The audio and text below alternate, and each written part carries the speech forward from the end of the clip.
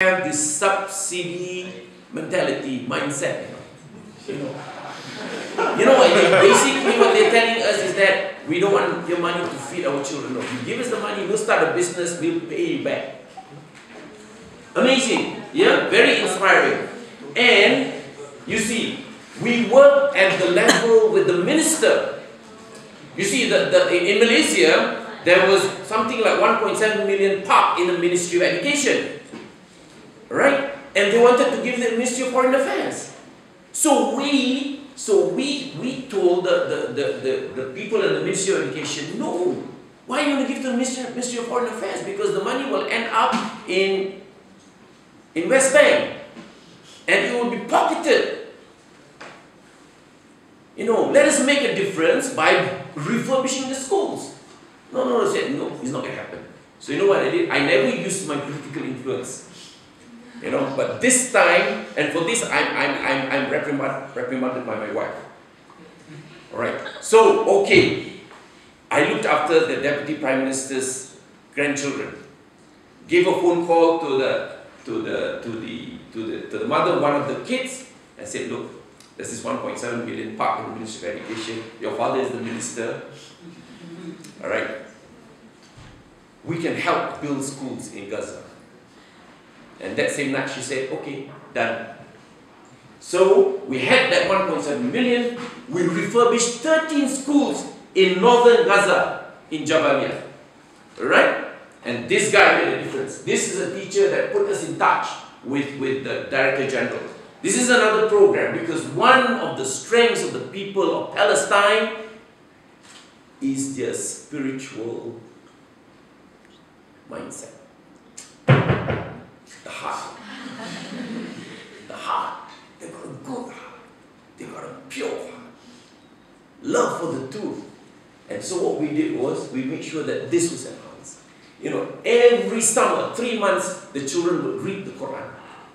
So since 3 years ago, we give something like 150,000 ringgit for them. And some of them, within 3 years, they could memorize the Quran.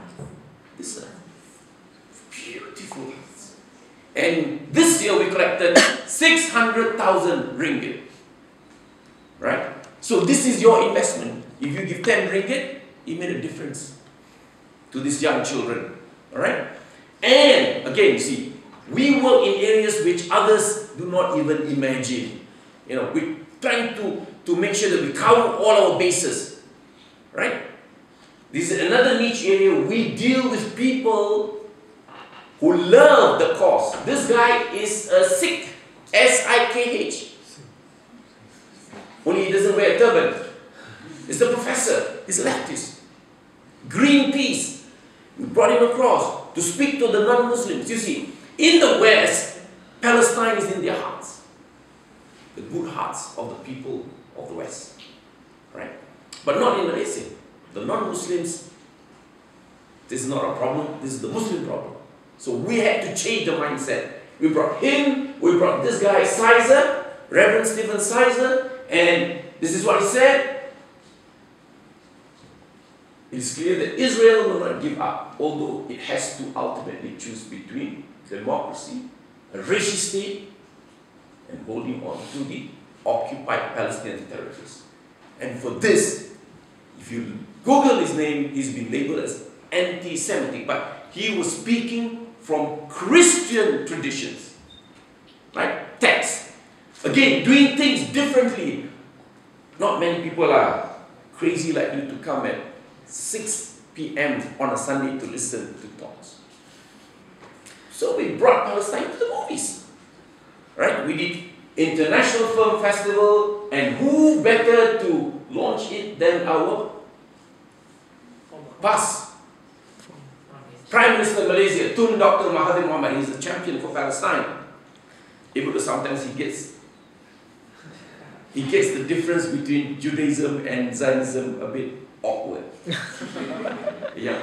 But Palestine in his heart. So he launched a festival, and this is FINAS, Film Industry National. Alright? Right? And who again was with us? George Galloway. Right? And we showed Tears of Gaza. Tears of Gaza is a film by a Norwegian lady. Right? And at the end of 90 minutes, they were shedding tears. This man of 80 stayed throughout 90 minutes of the film. In end, tone, Siti Hassan. Alright? These are the good people of Viva Palestina Malaysia. Now, VPM. Where are the guys? Probably one here.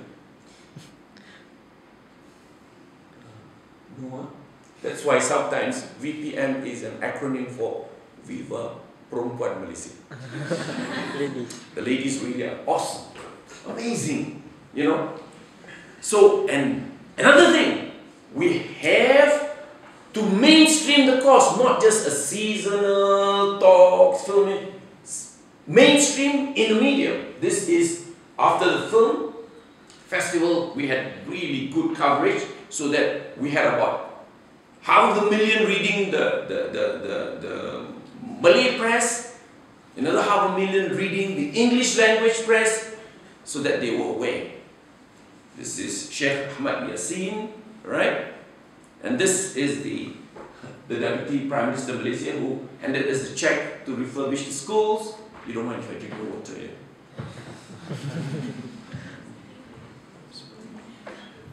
And enticing guys like you, young hearts, to take over the baton of change. We need the youths. Alright? They have the stamina. Alright? And there you are. They brought all their friends, their Christian friends. Yeah? And not only that, mainstreaming Jerusalem. Okay? We had, this was probably one of the largest, but even then it was only about 15,000, right? People. And then again, another brutal attack on Gaza. Right? 7 days in November 2012.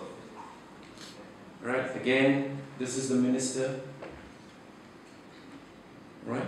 Children. Okay? So, very basic things which we had to address in terms of emergency relief, food, blankets, mattresses, right? Medical aid. We set up an intensive care unit in Jabalia, and then things settled. We got our people. My daughter went across with Afrik to audit all our projects. It's not a handout. We make sure that they delivered to the community of women and children in Gaza, right? And this is Shifat, my youngest, right? And she wrote one short chapter in the book. There's about 30 stories, yeah. And this is at the Rafah border. This is Abu Usama, the former Minister of Social Welfare in Gaza, okay, raising funds. And we pitch ourselves at the corporate level. This guy is the CEO of UEM in Malaysia, a very large conglomerate in Malaysia, right? And again, this is Tun Mahathir, you know. He was supposed to give a keynote address at a function one day before. He was unwell, so he said, I'm not going to the function. Ours was the following day. We were frightened that he might not appear. But you see, he braved himself, he came for our function. Alright? And for those who are Malaysians, you would know, again, how do you bring on board the artists who have large followings. This is Adibah Noor. Yeah? Yeah, she was very loud. The reason why we got Adibah Noor was because she was one of the most favorite singer of Tun Mahathir. So we're smart. You see, you got to play smart, you know. And of course, this is another favorite of Tun Mahathir. This lady, Siti Nurhaliza, she was supposed to pitch one song. She did 3 for us at no cost, because just a week before that, she was charging 60,000 ringgit for one song. So you see how Palestine brings together people? Alright? And how we have to use the mileage of these celebrities to get the message across to the masses. Right? And this is Miko Pellet. He's what is the author of the genocide. He's an amazing guy. He's a Jew. He's also an American. We brought two Jews across to Malaysia. Alright? And you see, his niece actually was died because of suicide bomber. So you'd expect him to be really hating the Palestinians. No. In fact, when they came to his sister and asked and wanted to make a big deal about the whole thing, showing how brutal the suicide bombing was, the Palestinians are terrorists, the sister turned it against the Jewish politician and said, you were the ones who drove these people against the wall and acted savagely. You are to be blamed. You see? These are people who've got their principle, their compass right. Yeah? Their moral compass right. Okay? So that's him, a Jew, this Hirtani, and that's our Prime Minister, a past Prime Minister. And you see, we pitch ourselves across the board. Alright? We are non-partisan in this sense. Alright? This is the former Deputy Prime Minister of Malaysia. The nemesis of Tun Mahathir. Alright? So this is our home, our humble home. We brought them all together. We had a good meal. These are all Palestinians. Alright? Qadura, Miko Pellet, Hirtani, and Yusuf. Yeah? And this was just a few weeks ago. 50 days of savage bombings. And look at the casualties there. Half of them children, women, the disabled. Our niche area is medical aid. And 29 hospitals were bombed. Alright, again, another SOS. And just to show to you how savage the attacks were, this is a car on top of a 6-story building. Even the Pentagon was amazed at the amount of arsenal weapons that was used on the people of the Gaza Strip. Right? Ambulances. This is a hospital. The hospital that was funded by Mercy Malaysia, Al Wafa Hospital, cutting edge rehabilitation hospital, was destroyed. Yeah. There you are. And this is the United Nations Secretary General saying nothing is more shameful than attacking children sleeping in United Nations schools. Yeah? And 1 in 2 child is suffering from PTSD, post-traumatic stress disorder. And again, basic necessities, needs, yeah? Food, mattresses, blankets, water, diapers, right? This is where we made a difference. No one could enter Gaza during those first few days. We were the second to get in. We managed to get in about 8 convoys. The first was a convoy from the Emirates. You heard about that, didn't you? They brought in some medicines and about 52 people who turned out to be spies. And they were deported. So we went in with 8 convoys with about 15 million medical aid, right? And I was collaborating. This is the barakah, this is the blessing of working together. I was with guys from as far east as New Zealand and west as the United States of America. The Islamic Medical Association of North America. I was with guys in Cape Town, in Pakistan, in Turkey, in Qatar, and in Egypt. And we worked together to make sure that the medical supplies went in. And in fact, the political secretary of the Prime Minister of Malaysia phoned me and said, Dato Musa, how do you manage to get in? Because the Malaysian government has been trying to liaise with CC's government and we can't do anything. So I told him, Dato Harun, we've been there since 2008. So we sort of know the intelligence, the special branch, you know, and they trusted us that we were not moving in weapons. And that's why we were able to enter. Right? So it's not a day's work. So we managed to go in. This was, we brought out through Rafah. We managed to get some of them to Rafah, to the hospital in El Arish. Yeah? And this is again really playing smart. We told our Turkish friends, because they had diplomatic relationships with the Israeli government, we told them, fly a plane to Ben Gurion, park it in Tel Aviv. Only 4 of the doctors went into Gaza, brought out 200 of the sickest, and flew them back to Istanbul for medical care. This is the air ambulance. This guy was burned 70%. This lady, she was pregnant. She had a shrapnel. She lost a baby, but she lost a lot of blood. We had to fly her to Istanbul. Look at this little boy here, also to Istanbul. This is the air ambulance, right? That made a few trips from Tel Aviv to Istanbul, right? There you are, in Turkey. And again, this is showing to you how, if we work together, we can make a difference. And this is another of our signature projects in the area of medical relief. Yeah. Federation of Islamic Medical Association, one of the convoys. This is us, Viva Palestine, Malaysia.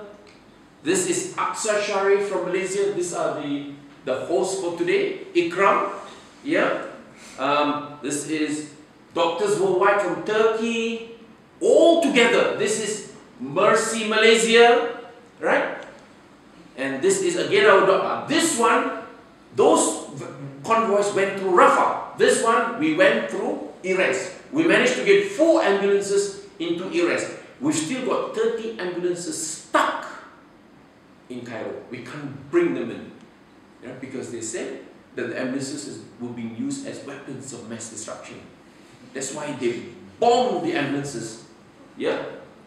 And we're the only ones who managed to get doctors. This doctor's from Sudan, Red Crescent Society. This guy here is a good friend of ours. He is Professor Muhammad Saeed. He's a cardiologist, right? In fact, all of the people that we send in are veterans of Palestine. They've been there before. They know the game plan. So he was there before, and he taught them how to do angioplasty. You know, these are professional plumbers. They remove blood clots in the heart. So he taught them how to do this.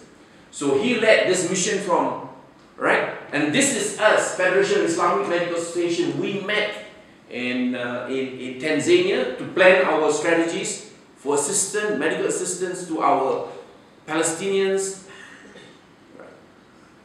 And this is prior to our massive demonstration in Kuala Lumpur. All right? Again, informing the public about the massacre, the genocide in Gaza on mainstream news. This is with Chandra Muzaffar, one of the thinkers, sociologists in Malaysia. This is a few hours before our demonstration. This is trying to replicate what was being done in London. Every week in London.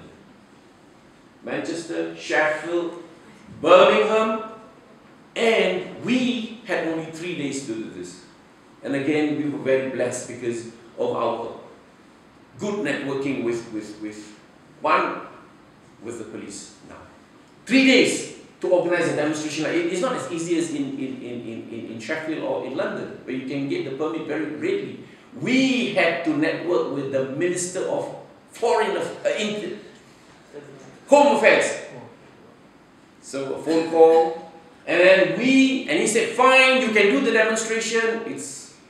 It's out of the world, getting that sort of okay, from the Minister for Democracy.